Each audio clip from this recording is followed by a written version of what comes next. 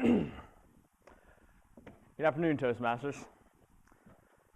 At some point in your life, maybe you've already had it, you've experienced this, maybe it's still to come, but you're going to find yourself in a situation where, at a moment's notice, you're going to be put in front of a group like this and not know what to say. Maybe you're sitting in the back of your English class and checking Twitter, seeing what's going on in the world, and all of a sudden you hear your name called and the teacher goes, can you go up to the board and explain the moral ethical implications of this one short story from Shakespeare? And you're sitting there like, I have no idea what to do. Or maybe you're in a boardroom and you're at a company meeting and you find out about 5 minutes before, like, hey John, you have to go and talk to the boss about the whole project we've been working on, even if you've really done nothing with it so far or just started. So you're at a loss. You really don't know what to talk about, you're relatively unprepared, and you really don't know the subject matter. Well, we're all going to see these situations. We see them now. We've experienced them now. It's what we do with table topics to a degree, but it's not that severe. When you get to the work, in the professional world, when you get to, the classroom, when it's going to affect your grades and everything else after, you need to be able to speak on the fly. You need to be able to think on your feet.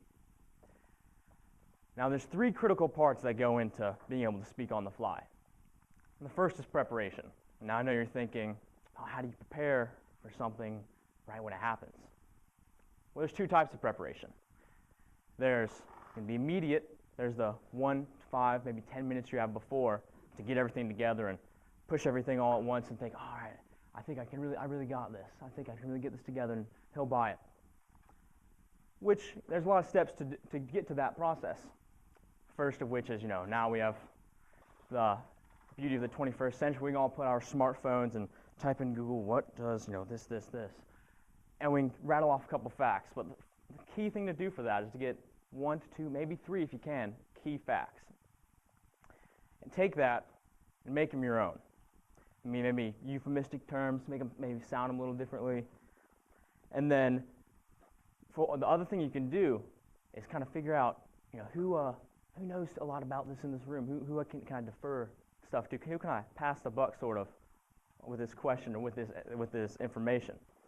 And then you can also, one thing that I've always found that helps is maybe look up a quote, because after all, nothing makes you sound much more wiser than quoting someone who's highly esteemed and takes the heat off you for a little bit. Now, the other type of preparation is the prior preparation, the stuff you kind of should always be doing.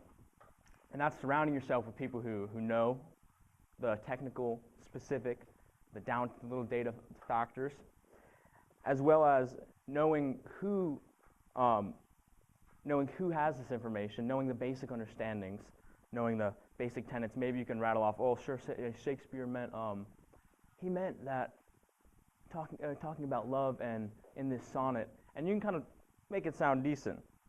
It's not that great, but it's something. So that's what you're kind of doing all the time, and you're always surrounding yourself with people who are competent in the field and know that type of information. And lastly, you have to know your audience with this prior preparation. You don't want to be going into a meeting and talk about maybe the Cubs and make a little joke about that, and you find out your boss is a Red Sox fan, and you have some conflict there. But the next thing you have to do is confidence. The next thing you have to have is confidence. All the time you have to have this confidence. And there's two parts to that. One is your physical appearance, your demeanor, your posture, how you wear your clothes, not necessarily the nicety, but how you wear them, how fast you talk, how slow you talk. Maybe you're sweating or nervous, or you're looking over here, and it's very evident that maybe you didn't do your job. And your boss is going to know that, your teacher's going to know that, everyone's going to know that. We can all see it. As Toastmasters, we all can tell to some degree or another when people are experiencing those difficulties.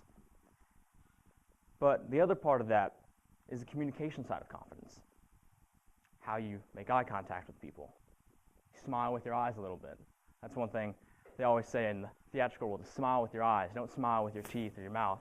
Be able to convey that message through how you look at people and make that eye contact. The last part of confidence from the communication aspect is managing your state. Not allowing yourself to get stressed out and freaking out and standing in the corner, maybe turning your back, pointing to this, leaving you with a very scarbarous presentation. You have to manage your state. You have to have that constant clarity. And the final aspect of delivering a speech on the fly, of speaking on the fly, of kind of BSing your way, if you will, through a presentation, which I know we all have done at some time or another, especially at the Citadel, when you get called in front of a group or in front of the first sergeant. But the final and the key, the most pertinent part is delivery. That's how you put all the other pieces together. That's how you're able to answer questions, how you're able to manifest that confidence in what you're talking about, and how you're able to show that you're prepared to some degree or another, or at least you know a little bit. You're able to maybe defer the questions to, oh, sir, I think Jim knows exactly, he's really well versed in that. I don't want to, go against his work. Be able to put it off to the right people. And that you also have to be humble and admit a little bit of defeat. Throw them a bone a little bit. Let them know that, maybe not the best, because they're going to tell, based off your facts. If you want to give them a little something, they'll be like, all right, he did a good enough job. But you have to have that mix of the confidence with the communication side of it and the preparation to have that ultimate delivery, to hit this point. So maybe if you didn't do the work, if you've been out of the office all week, if you didn't read the book, maybe you found out you had a speech to give Toastmasters a few hours before and you're up till 4 in the morning. Whichever those circumstances, you'd be able to think on the fly as long as you have preparation, confidence, and can deliver. Thank you, Toastmasters.